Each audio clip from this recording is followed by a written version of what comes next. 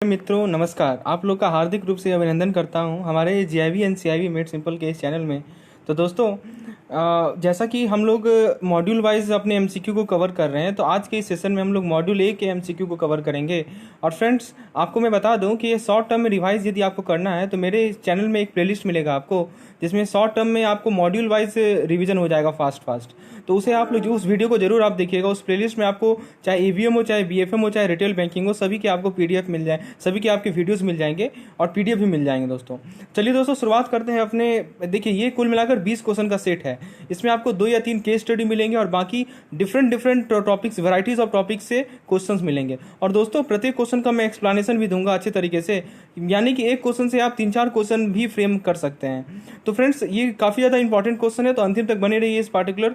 चलिए शुरुआत करते हैं अपने पहले क्वेश्चन से। क्वेश्चन में कहा गया है कि 26 अगस्त को मेसर्स एबीसी एक्सपोर्टर ने एक बिल को परचेज किया, ठीक है, जो उसका पेबल था 60 days from site and drawn on New York for US. देखिए, न्यूयॉर्क के लिए इसे ड्रॉ किया गया था $30,000 के लिए। और देखिए दोस्तों, डॉलर और rupee rate inter bank exchange market में दे रखा है हमें। Spot $1 is equal to ₹64.6525 oblique 686850। Spot सितंबर दे रखा है 1500-1400। स्पॉट अक्टूबर दे रखा है 2800-2700। स्पॉट नवंबर दे रखा है 4200-4100। स्पॉट दिसंबर दे रखा है 5600-5500। दोस्तों डाटा को देखने के बाद ही आपके दिमाग में एक चीज बैठ जाना चाहिए कि ये हमारा डिस्काउंट है। प्रीमियम कब होता है? जब आगे का रेट पीछे के रेट से ज़्यादा हो। यहाँ पे आप देख सकते हैं कि 1400-1500 से कम है, 2700-2800 से कम है, यानी कि हमारा डिस्काउंट का केस है। दोस्तों पहला क्वेश्चन में पूछा गया है कि एक्सचेंज मार्जिन हमें 0.10 को लेना है, तो रेट ऑफ इंटरेस्ट जो है 10% है पर एनम। तो हमसे पूछा गया है कि क्या एक्सचेंज रेट को कोट किया जाएगा कस्टमर के सामने। बहुत ही आसान क्वेश्चन है दोस्तों, आपके सामने 4 ऑप्शन हैं। एक बार आप खुद से ट्राई कीजिए। आपने यदि इस क्वेश्चन का कंसेप्ट यदि सीखना है आपको कि कैसे इसे सॉल्व किया जाए, तो दोस्तों मेरे इस चैनल में आपको पूरे के पूरे केस स्टडी मिल जाएंगे हमारे मॉड्यूल ए के, तो उसमें आप देख सकते हैं दोस्तों। आइए दोस्तों, अब मैं उम्मीद है आप लोगों ने क्वेश्चन सॉल्व किया होगा। इस क्वेश्चन का करेक्ट आंसर है ऑप्शन नंबर सी। आइए अब मैं समझाता हूँ कैसे इसे सॉल्व करना है। दोस्तों देखिए, एक होता है एनडीडी होता है हमारा नेशनल ड्यू डेट। तो दोस्तों ये मैंने बताया था कि ये कैसे कैलकुलेट करते हैं। तो 26 अगस्त को क्या हो रहा है बताइए। 26 अगस्त को एक हमारा साइड बिल, एक हमारा ये 26 अगस्त को बेसिकली हमारा एक टेंडर परचेज हो रहा है। दोस्तों ये कब हो रहा है? 26 अगस्त को हो रहा है। अब दोस्तों क्या करना है कि जो नेशनल ड्यू डेट होता है, एनडीडी होता है, वो उसमें 25 दिन और जोड़ देते हैं, ठीक है। तो वो कितना होगा? 60 + 25। ये 60 क्या है दोस्तों? देखिए, बिल का जो पेमेंट होगा वो 60 दिन के बाद होगा, ठीक है। साइट बिल तो समझते ही होंगे, ऑन साइट। तो 60 + 25 हमारा नॉर्मल ट्रांजिट पीरियड होता है। ये याद रखिएगा दोस्तों कि ट्रांजिट पीरियड हमें 25 दिन का लेना है। ये जब भी क्वेश्चन में नहीं भी लिखा हो तब भी ये आपको याद रखना है दोस्तों। तो बताइए नेशनल ड्यू डेट हमारा एनडीडी क्या है? 60 + 25 डेज। अब यदि आप 60 और 25 दिन जोड़ेंगे, यानी 85 दिन जोड़ेंगे 26 अगस्त में, तो आप पहुंच जाइएगा 19 नवंबर को, ठीक है दोस्तों। अब देखिए यहाँ पे आप समझिए बात को कि सभी चीज़ यहाँ हमारा डिस्काउंट है, देख सकते हैं। तो जो डॉलर है हमारा वो डिस्काउंट में है, क्योंकि ये फॉरवर्ड मार्जिन जो है वो डिसेंडिंग ऑर्डर में है, ठीक है। अब दोस्तों आप बताइए, हमारा जो पीरियड है उसको हम लोग हायर मंथ के लिए राउंड ऑफ कर लेंगे, यानी एंड नवंबर के लिए। और दोस्तों रेट का जो कोटेशन होगा वो किस पे बेसिस पे होगा? स्पॉट नवंबर के लिए होगा इंटर बैंक मार्केट में। क्यों स्पॉट नवंबर के लिए होगा? क्योंकि आप देखिए तो नेशनल ड्यू डेट कब का पड़ रहा है दोस्तों, बताइए। नेशनल ड्यू डेट पड़ रहा है हमारा नवंबर का, ठीक है। तो नवंबर का यदि पड़ रहा है तो नवंबर का ही तो रेट लेंगे, ठीक है दोस्तों। अब बताइए डॉलर पर rupees market spot buying rate कितना होगा? तो नवंबर में देखिए कितना है, तो वो हमें दे रखा है 64.65250, ठीक है दोस्तों। या फिर देखिए यहाँ पे कौन सा केस है पहले ये बताइए आप। यहाँ पे जो केस है हमारा बाइंग रेट का केस है, ठीक है दोस्तों, क्योंकि यहाँ परचेज है, साफ साफ लिखा हुआ है दोस्तों। क्वेश्चन में हिंट मिला हुआ है परचेज यानी कि बाइंग रेट हमें लेना है। अब आपके सामने 2 प्रश्न है, 64.6525 लें या 64.6850 लें, बताइए किसको लीजिएगा। ऑब्वियसली बात है, जो कि बाइंग रेट लेना है तो 6525 लीजिएगा। तो स्टेप नंबर 1 क्या करना है दोस्तों? स्टेप नंबर 1 में आपको ये करना है, स्पॉट रेट को लेना है। स्पॉट रेट आपने ले लिया, तो उसके बाद दोस्तों मैंने स्टेप वाइज समझाया था इस तरह क्वेश्चन को कैसे सॉल्व किया जाता है। मैं फिर से उसी स्टेप को आपके सामने प्रस्तुत कर रहा हूँ। उसके बाद दोस्तों आप ये बताइए कि हमने स्पॉट रेट ले लिया। अब चूंकि डिस्काउंट का केस है यहाँ पे, तो नवंबर में कितना डिस्काउंट है आप ये बताइए। तो नवंबर में जो डिस्काउंट है वो है हमारा, चूंकि बाइंग रेट है तो 4200 लेंगे या 4100 लेंगे, बताइए। तो ऑब्वियसली बात है 4200 लेंगे। तो 4200 क्या है? वो 0.4200 है, ये मैंने पहले भी समझाया था। तो आप लोग क्या लीजिएगा? डिस्काउंट कितना लीजिएगा? 0.4200 को, चूंकि ये डिस्काउंट है और हमें पता है कि डिस्काउंट को हमेशा सब्ट्रैक्ट सब्ट्रैक्ट करते हैं और प्रीमियम को हमेशा हम लोग ऐड करते हैं। तो यहाँ पे हम लोग -0.4200 करेंगे। तो दोस्तों स्पॉट रेट आपको पता है, डिस्काउंट आपको पता है, तो दोनों को सब्ट्रैक्ट कर लीजिए तो कितना मिलेगा आपको 64.2350। अब दोस्तों देखिए क्वेश्चन में मार्जिन को भी लेना है। मार्जिन कितना दे रखा है 0.10 दे रखा है, तो निकालिए 0.10 निकालिए 64.2350 का, जो कि आपको मिल जाएगा 0.06423। अब फिर क्या करते हैं बताइए, बाइंग के केस में मार्जिन को सब्ट्रैक्ट किया जाता है और सेलिंग के केस में मार्जिन को ऐड किया जाता है, ये तो बताया था मैंने।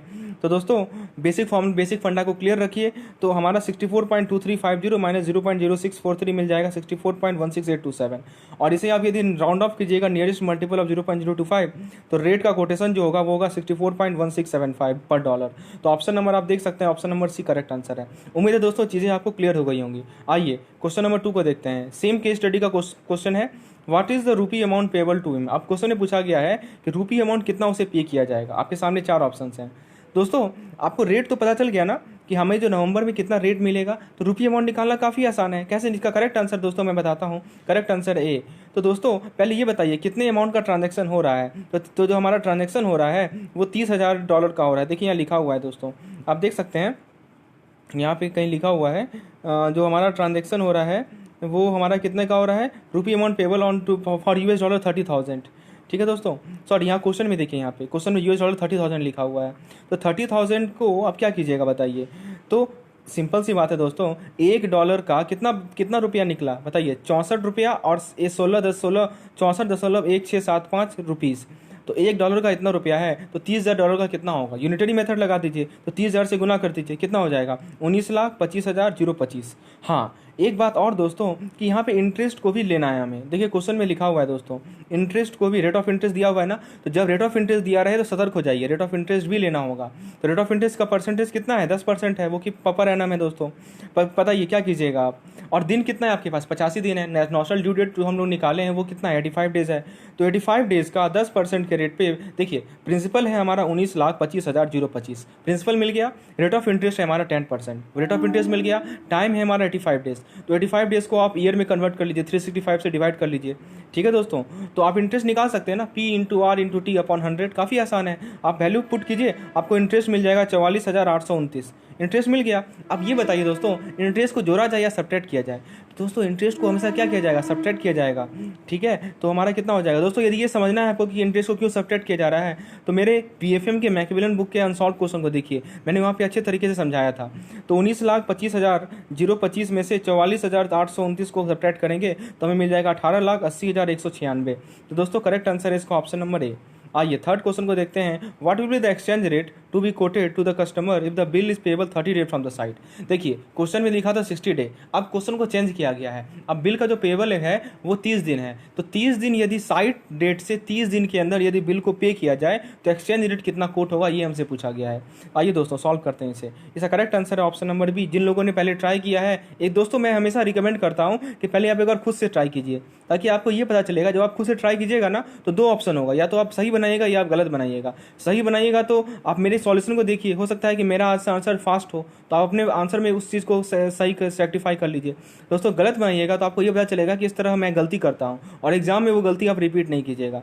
तो यदि मेरे इस MCQ सेशन का फायदा सही मायने में उठाना है तो आप एक बार खुद से ट्राई कीजिए, इस क्वेश्चन को अपने दिमाग को एक बार लगाइए, तब मेरे एक्सप्लेनेशन को देखिए। ठीक है दोस्तों, चलिए उम्मीद है ऐसा आप लोग करेंगे। तो आइए क्वेश्चन पे आते हैं। तो एक्सचेंज रेट हमसे पूछा गया है कि बिल जो पेबल है वो साइट से 30 दिन के अंदर है। करेक्ट आंसर है इसका बी। सबसे पहले देखिए यहाँ पे NDD हमारा चेंज हो जाएगा। NDD क्या होता है, 25 दिन का ट्रांजिट पीरियड लेना है और 30 दिन तो जोड़ना ही है, यानी 30 + 25 कितना हो जाएगा, 55 दिन। अब दोस्तों आप क्या कीजिएगा, 26 अगस्त को ये हमारा ट्रांजेक्शन हो रहा है, तो 26 में 55 दिन, 26 अगस्त में 55 दिन जोड़िए तो बताइए कहाँ पहुँचेगा। अब ये तो सिंपल सी कैलकुलेशन है, आप 19 अक्टूबर को पहुँचिएगा। अब दोस्तों डॉलर यहाँ पे डिस्काउंट पे है, क्योंकि फॉरवर्ड मार्जिन जो है वो हमारा डिसेंडिंग ऑर्डर में है, तो जो पीरियड है उसको हम लोग हायर मंथ के लिए क्या करेंगे, राउंड ऑफ करेंगे। तो दोस्तों हायर मंथ क्या है हमारा, एंड नवंबर। ठीक है, तो इसीलिए हम लोग स्पॉट। अब दोस्तों ये प्रश्न उठ सकता है कि कैसे नवंबर, तो मैं बार बार बताता हूँ, जब बाइंग रेट का केस होता है तो जो भी मंथ है उसके अगला मंथ लिया जाता है। ये सब कुछ बेसिक चीज़ें हैं दोस्तों, ये आपको क्लियर होनी चाहिए। यदि आपको ये बेसिक चीज़ें की वीडियो देखनी है तो मैंने tricks for TD selling and buying selling का वीडियो बनाया था, वहाँ पे मैंने सभी बेसिक कंसेप्ट को समझाया था दोस्तों। तो दोस्तों यहाँ पे हमें किसका लेना है, स्पॉट नवंबर का लेना है। आप बताइए स्पॉट बाइंग रेट कितना हो जाएगा हमारा, 64.65250। डिस्काउंट अक्टूबर का आप ले लीजिए। ठीक है, तो दोस्तों अक्टूबर यहाँ पे क्या है दोस्तों, डिस्काउंट हमें स्पॉट अक्टूबर कितना लेंगे 0.2800, ये दोनों को सब्ट्रैक्ट कर लीजिए तो आपको मिल जाएगा 64.37250। एक्सचेंज मार्जिन 0.10 का लेना है तो आपको मिल जाएगा 0.06437। और दोस्तों मार्जिन को सब्ट्रैक्ट करते हैं बाइंग के केस में तो फाइनल आंसर मिल जाएगा 64.30813। तो करेक्ट आंसर इसका होगा राउंड ऑफ करने के बाद 64.3100, यानी कि option number B.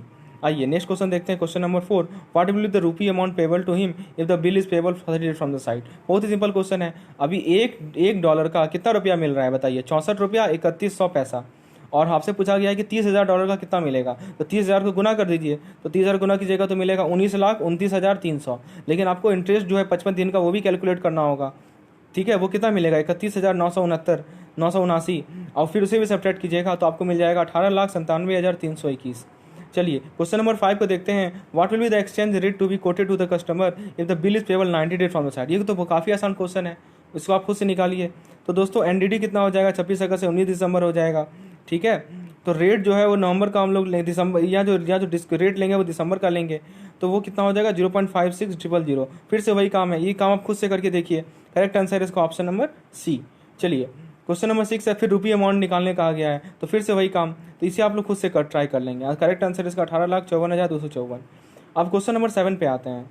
Export bill drawn in foreign currency purchase discounted negotiated must be crystallize into rupee liability, the same would be done at option A market price, option B TT selling rate, option B TT buying rate, option D forward rate. तो दोस्तों जब export bill को किसी foreign currency में purchase किया जाए, discount किया जाए या नेगोशिएट किया जाए और उसको क्रिस्टलाइज किया जाता है रूपी लायबिलिटी में, तो उसको किस रेट पे किया जाएगा। तो करेक्ट आंसर है इसका टीटी सेलिंग रेट। मैं समझाता हूं दोस्तों, क्रिस्टलाइजेशन का मतलब ये होता है कि जो फॉरेन करेंसी लायबिलिटी है उसको रूपी लायबिलिटी में बदलना। ये तब होता है जब एक्सपोर्ट प्रोसीड को अभी तक जब तक ड्यू डेट है तब तक वो लिक्विडेट नहीं हुआ है, यानी कि बिल ओवर ड्यू हो गया, तब हमें क्या करना पड़ता है, इसको कन्वर्ट करना पड़ता है आउटस्टैंडिंग फॉरेन लायबिलिटी में। That is why TT selling rate is taken.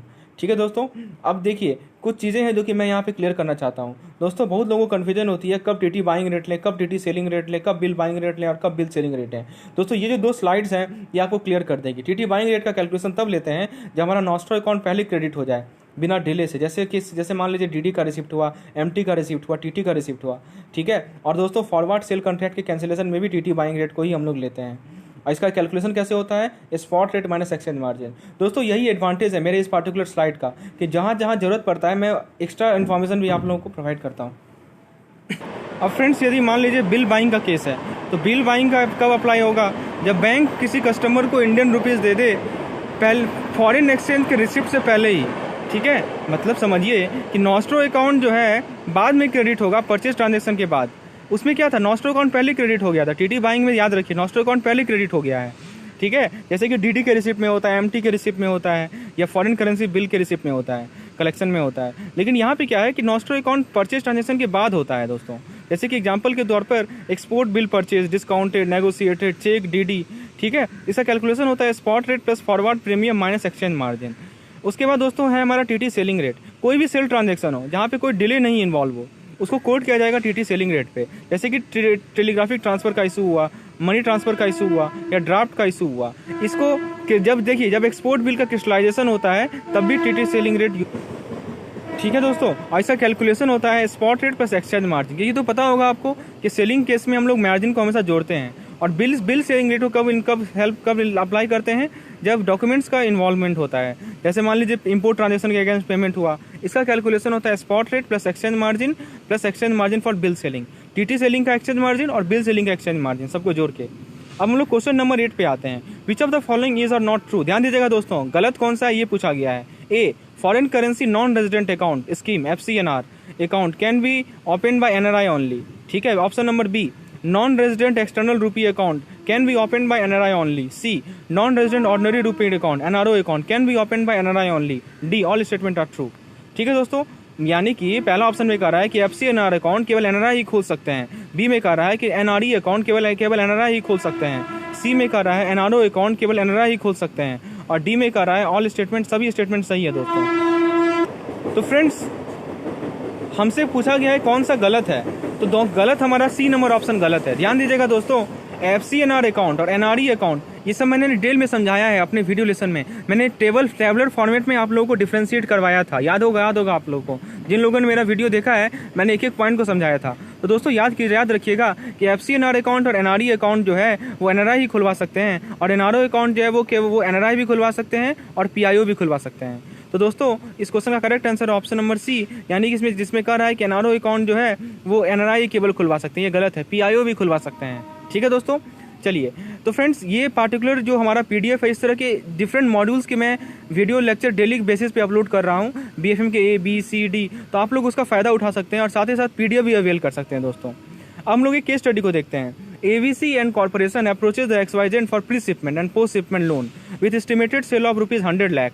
The bank sanctioned a limit of 50 lakh with 25% margin for pre-shipment loan on FOB value and margin on bill of 10% on foreign demand bill and 20% on foreign usance bill। समझिए दोस्तों, AVC corporation ने XYZ bank को approach किया, उसको pre shipment और post shipment loan चाहिए था, जिसका सेल है दोस्तों 100 लाख का। बैंक ने लिमिट सैंक्शन किया 50 लाख का, 25% मार्जिन प्री शिपमेंट के लिए, और वो लोन मिलेगा FOB वैल्यू पे, फ्री ऑन बोर्ड वैल्यू पे, और जो मार्जिन बिल है वो 10% मिलेगा फॉरेन डिमांड बिल पे और 20% मिलेगा फॉरेन यूजांस बिल पे।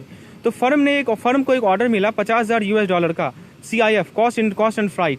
दोस्तों 1 जनवरी 2016 को जब USD INR रेट था 66 रुपया 50 पैसा पर USD, तो फर्म ने बैंक को अप्रोच किया कि मुझे प्री शिपमेंट लोन दो।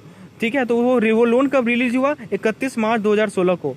तो फर्म ने क्या किया? एक्सपोर्ट डॉक्यूमेंट सबमिट किया, साइड बेसिस पे ड्रॉ किया, कितना $, $45,000 फुल पे और फाइनल शिपमेंट पे। ठीक है, अब देखिए the bank purchase the document at 66.75। तो बैंक ने डॉक्यूमेंट को कितनी रेट पे परचेज किया? 66 रुपया 75 पैसा पे। And the PCL outstanding and credited the balance amount to the firm's account after recovering interest for normal transit period.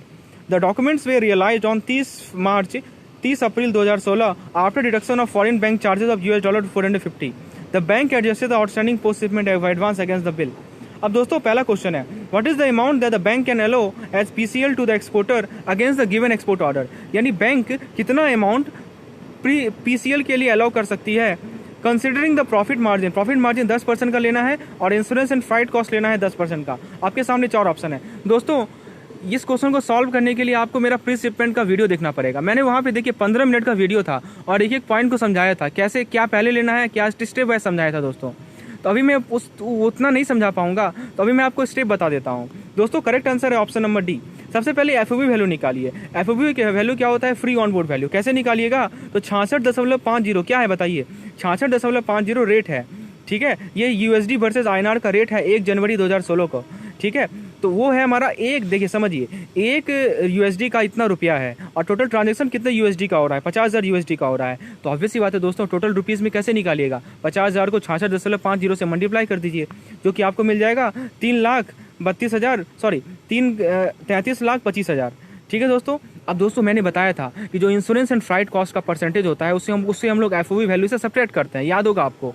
बताइए इंश्योरेंस एंड फ्राइट कॉस्ट का परसेंटेज कितना दे रखा है? तो दोस्तों देखिए, मैं एक तरीका बताता हूँ केस स्टडी को सॉल्व करने का। पहले तो आपको पता होना चाहिए कि प्री शिपमेंट के केस में क्या क्या चीज़, किन किन क्वांटिटी की रिक्वायरमेंट है, ये आपको पता होना चाहिए। आप इतना लंबा चौड़ा पैराग्राफ देखिए डरिए मत, इसमें बहुत कुछ स्क्रैप है आपका, बहुत कुछ काम का नहीं है। आपको इसमें से केवल काम का चीज़ लिखना है। तो आप क्या कीजिए, एक सादा पन्ना उठाइए, इसमें से वो पॉइंट लिखे जिसका आपको यूज कीजिएगा कैलकुलेशन में। ये तभी तो कर पाइएगा जब आपको पता होगा कि हाँ इस चीज़ का रिक्वायरमेंट है। तो दोस्तों इसीलिए प्रैक्टिस बहुत जरूरी है। तो दोस्तों मैं इसलिए बता रहा हूँ, देखिए यहाँ पे काम का चीज़ मैं बताता हूँ।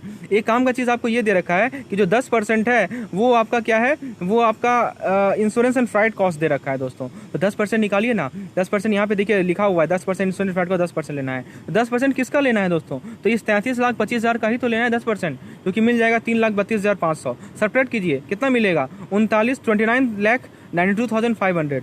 अब दोस्तों प्रॉफिट मार्जिन भी उसमें से सब्ट्रैक्ट करना है, कितना है? 10%, तो वो आपको मिल जाएगा 2,99,250, वो जो कि आपको मिल जाएगा 26,93,250। अब दोस्तों मार्जिन कितना है? मार्जिन देखिए यहाँ क्वेश्चन में दिया हुआ था, मार्जिन जो है 25% है। देखिए लिखा हुआ है प्री शिपमेंट लोन पे मार्जिन है 25%। दोस्तों बताइए मार्जिन को सब्ट्रैक्ट क्यों करते हैं? मार्जिन बेसिकली वो पैसा होता है जो कि बोरोवर खुद देता है।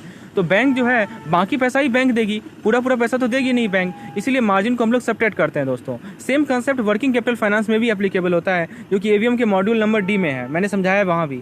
तो दोस्तों इसीलिए मार्जिन को इस केस में हम लोग सब्ट्रैक्ट करेंगे। तो 25% पैसा बोरोवर देगा, तो 25% किसका, तो 25% आपको मिलेगा 6,73,312, ठीक है दोस्तों, जो कि आपको फाइनल वैल्यू मिलेगा 20,19,938।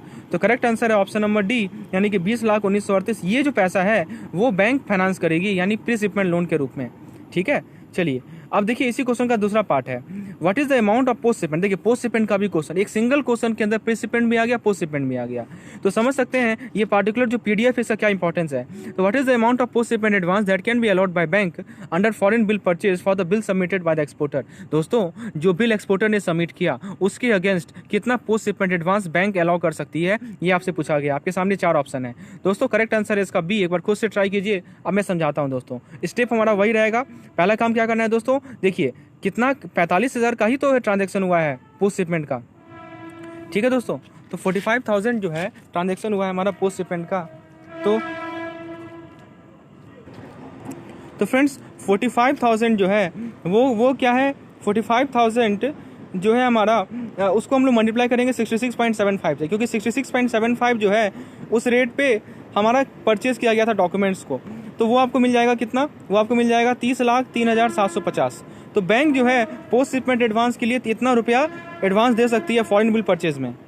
अब दोस्तों क्वेश्चन नंबर 11 में पूछा गया है, what will be the period for which bank charges concessional rate on DP bill from date of purchase of the bill. यानी जिस दिन से बिल का परचेज किया गया उस दिन से बैंक कितने दिनों तक concessional rate of interest DP bill pay charge करती है। ए है 20 दिन, बी है 25 दिन, सी है 30 दिन, डी है 1 मंथ। दोस्तों इसी पार्टिकुलर केस स्टडी का ये क्वेश्चन है, इसको मैंने अच्छे तरीके से समझाया भी है अपने प्री शिपमेंट वाले एग्जाम्पल में।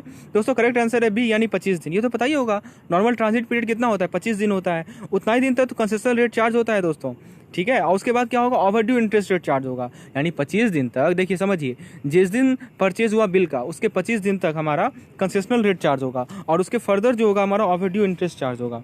चलिए नेक्स्ट क्वेश्चन देखते हैं। In the above case when should the bill B crystallise. अब दोस्तों क्वेश्चन में पूछा गया क्रिस्टलाइजेशन डेट बताओ बिल का, ठीक है। If the bill remain unrealised for over 2 month, तो बिल जो है दोस्तों 2 महीना तक अनरियलाइज हुआ। अभी क्रिस्टलाइजेशन का मतलब हमने पिछले क्वेश्चन में देख चुके हैं दोस्तों। तो क्वेश्चन में पूछा गया है कि बिल कब क्रिस्टलाइज होगा, परचेज डेट के बाद। दोस्तों आप बताइए इसका करेक्ट आंसर क्या होगा। हॉलीडे को आपको इग्नोर करना है। करेक्ट आंसर है सी। क्रिस्टलाइजेशन कब किया जाता है दोस्तों, जब बिल ओवर ड्यू हो जाए। नॉर्मल ट्रांजिट पीरियड के 25 दिन के बाद यदि बिल ओवर ड्यू हो जाए तो क्रिस्टलाइजेशन किया जाता है। तो ओवर ड्यू का डेट बताइए कब होगा। तो दोस्तों पहले बताइए परचेज कब किया जा रहा है। परचेज डेट आपको देखिए क्वेश्चन में दिया हुआ था, जो हमारा परचेज डेट है वो हमारा 1/1/2016 है, और रियलाइजेशन डेट है 31/3/2016, ठीक है। 31 मार्च 2016, सही तो बोल रहा हूँ, ठीक है। उसके बाद दोस्तों उसमें 25 दिन जोड़िए, तो 25 दिन जोड़िएगा तो कहाँ पहुँचेगा, 25 तारीख को पहुँचेगा, 25 अप्रैल को। तो 25 अप्रैल को ओवरड्यू हो जाएगा दोस्तों। 25 अप्रैल के बाद जो आपका इंटरेस्ट रेट होगा वो ओवरड्यू इंटरेस्ट रेट चार्ज होगा। और यदि फिर भी बिल ओवरड्यू रहा तो क्रिस्टलाइजेशन 30 दिन के अंदर हो जाएगा। समझिए बात को, मैं फिर से बताता हूँ। बिल का परचेजिंग कब हुआ, 31 मार्च को हुआ, उसमें 25 दिन जोड़ दीजिए। 25 दिन हमारा नॉर्मल ट्रांजिट पीरियड होता है, 25 दिन तक उसमें कंसेशनल रेट ऑफ इंटरेस्ट मिलेगा। 25 दिन जोड़िएगा कहाँ पहुँचिएगा बताइए, 25 अप्रैल को पहुँचिएगा। अब उसके बाद से अब कंसेशनल इंटरेस्ट रेट खत्म, अब आपको मिलेगा ओवरड्यू इंटरेस्ट रेट। और जो हमारा क्रिस्टलाइजेशन पीरियड होता है वो 30 दिन का होता है। तो 30 दिन तक जो है ओवरड्यू होगा, और 30 दिन के बाद वो क्रिस्टलाइज हो जाएगा। तो दोस्तों 25 अप्रैल में आप 30 दिन जोड़िए तो कहाँ पहुँचेगा बताइए, 25 मई में पहुँच जाइएगा। तो दोस्तों करेक्ट आंसर इसका 25 मई, यानी कि ऑप्शन नंबर सी। तो फ्रेंड्स इस तरह से हम लोग इस तरह के क्वेश्चन को अटेम्प्ट करेंगे। दोस्तों यदि इस पीडीएफ की रिक्वायरमेंट है तो नीचे व्हाट्सएप का आपको वो नंबर मिलेगा, जिसमें आपको हर एक तरह का एमसीक्यू मैं प्रोवाइड करूंगा, ABCD जो भी मॉड्यूल है सभी का, साथ साथ थ्योरी भी और केस स्टडी भी सब कुछ प्रोवाइड करूंगा। दोस्तों क्वेश्चन नंबर 13 में आप देखिए अलग टाइप का क्वेश्चन है, ये भी एक तरह का केस स्टडी है। तो दोस्तों यही पीडीएफ की खासियत है, आपको डिफरेंट टाइप का क्वेश्चन मिल जाएंगे प्रैक्टिस के लिए। जैसे देखिए दोस्तों एक ये क्वेश्चन LC से लिया गया है। LC देखिए, if consumption of raw material purchase under LC is 24 crore in a year. तो फ्रेंड्स देखिए, कोई LC के द्वारा रॉ मटेरियल को परचेज किया गया और उसका कंजम्पशन दे रखा है साल का 24 करोड़। 24 करोड़ जो है कंजम्पशन है साल का। EOQ इकोनॉमिक ऑर्डर क्वांटिटी हमें दे रखा है 4 करोड़, ठीक है दोस्तों। लीड टाइम दे रखा है 20 दिन, ट्रांजिट पीरियड दे रखा है 10 दिन, यूजांस पीरियड दे रखा है 6 महीना। तो हमसे कुछ क्वेश्चन पूछा गया दोस्तों LC के इस पार्टिकुलर क्वेश्चन बहुत इंपॉर्टेंट है, बार बार पूछा जाता है। एक तो प्रैक्टिस मैंने पहले भी करवाया है अपने प्रीवियस ईयर क्वेश्चन में, आप देखे होंगे वहाँ भी पूछा गया था, और मैं यहाँ भी प्रैक्टिस करवा रहा हूँ। और इसका प्रॉब्लम स्टेज मैंने 10 मिनट की वीडियो में समझाया था अच्छे तरीके से।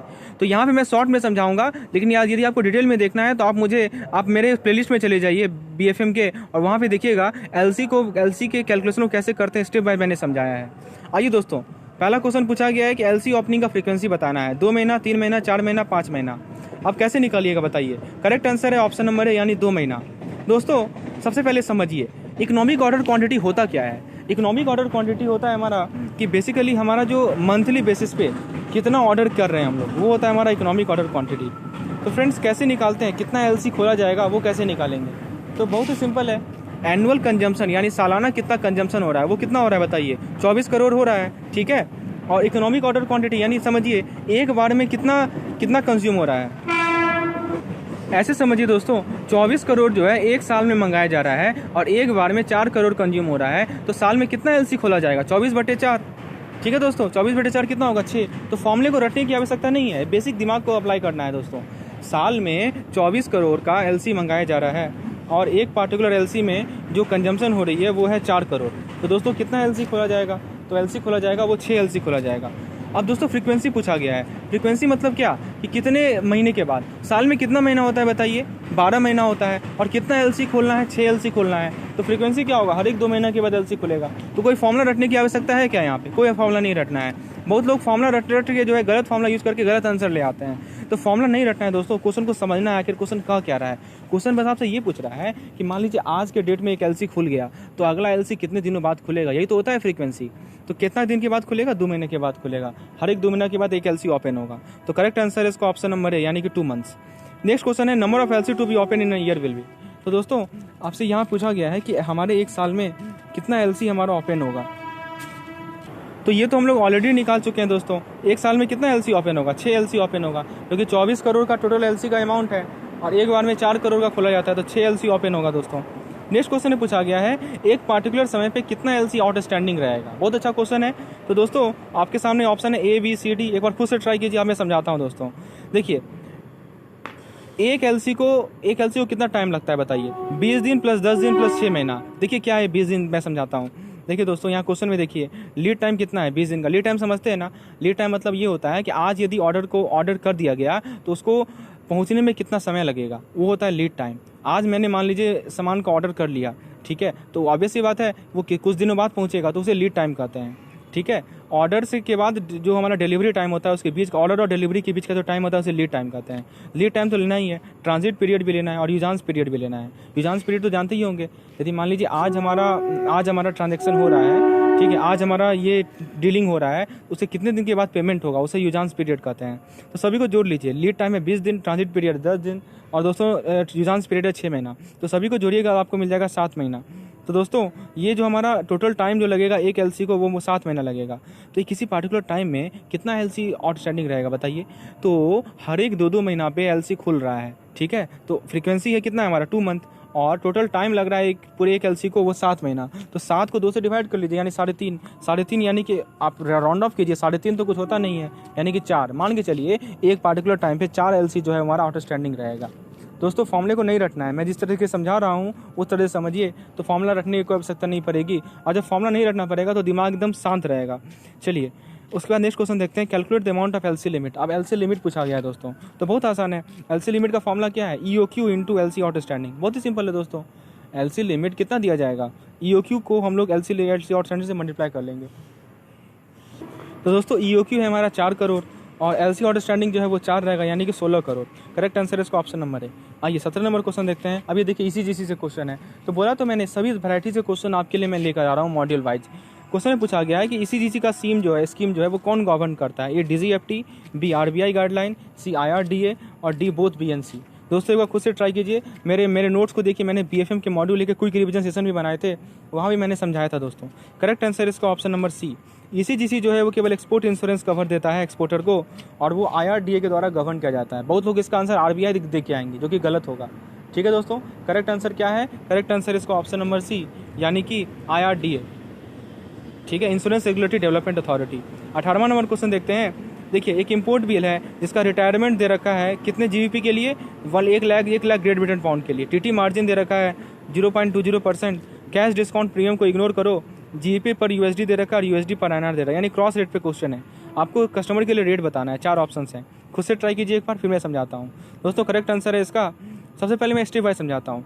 जब भी इंपोर्ट बिल का रिटायरमेंट होता है जीबीपी में, तो हमें जीबीपी को खरीदना होता है दोस्तों, ठीक है। और जीबीपी तो ऐसे मिलेगा नहीं, आपको यूएसडी देना पड़ेगा और फिर यूएसडी के लिए आपको रुपीज़ खरीदना पड़ेगा, यानी कि क्रॉस ट्रांजैक्शन हो रहा है दोस्तों। पहली बात समझिए, रुपये को बेचिएगा यूएसडी खरीदिएगा, फिर यूएसडी को बेचिएगा तो जीबीपी खरीदिएगा, ये प्रोसेस है, ठीक है। आप बताइए जो आपको रेट दे रखा है, तो जीबीपी को किस रेट पे आप खरीदिएगा। देखिए 2 ऑप्शन है आपके सामने, 1.3965 और 1.3975। बताइए जीबीपी को आपको क्या करना है, यहाँ पे आपको सेलिंग रेट लगेगा 1.3975 का, और यूएसडी को किस रेट पे खरीदिएगा, 55.18 का। दोस्तों डायरेक्ट और इनडायरेक्ट रेट का कंसेप्ट यहाँ पे लगाना है, बाय लो सेल हाई, डायरेक्ट रेट, ठीक है, और इसका अपोजिट होता है हमारे इनडायरेक्ट रेट में, ठीक है। तो दोस्तों ये रेट मिल गया, तो आप क्रॉस रेट का कंसेप्ट अप्लाई कीजिए। तो कैसे क्या कीजिएगा, दोनों को मल्टीप्लाई कर दीजिए, तो क्रॉस रेट आपको जीबीपी पर INR मिलेगा 77.1140। दोस्तों यदि आपको डिटेल में समझना है कैसे इस तरह के क्वेश्चन को सॉल्व करते हैं, तो मेरे BFM के प्लेलिस्ट में जाइए, वहाँ पे मैंने अच्छे तरीके से समझाया था डायरेक्ट रेट का कंसेप्ट, इनडायरेक्ट रेट का कंसेप्ट, ठीक है। तो फ्रेंड्स बताइए जो हमारा इंटर बैंक रेट है वो कितना मिलेगा, वो मिलेगा 77.1140। और दोस्तों मार्जिन को तो भी तो लेना है, मार्जिन को हम लोग ऐड करेंगे, 0.20% मार्जिन है, तो क्या मिल जाएगा 0.1542, और फाइनल आंसर मिलेगा 77.2682। चलिए तो कौन सा का ऑप्शन करेक्ट है बताइए, 77.2682 कौन सा ऑप्शन है हमारा, ये हमारा ऑप्शन है डी नंबर।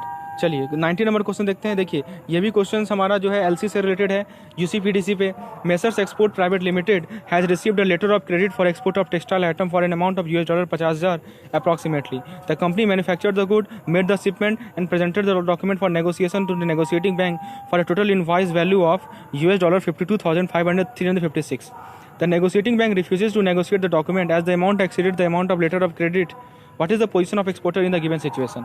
तो नेगोशिएटिंग बैंक ने रिफ्यूज़ कर लिया डॉक्यूमेंट को क्योंकि जो एलसी का अमाउंट था वो ज़्यादा था।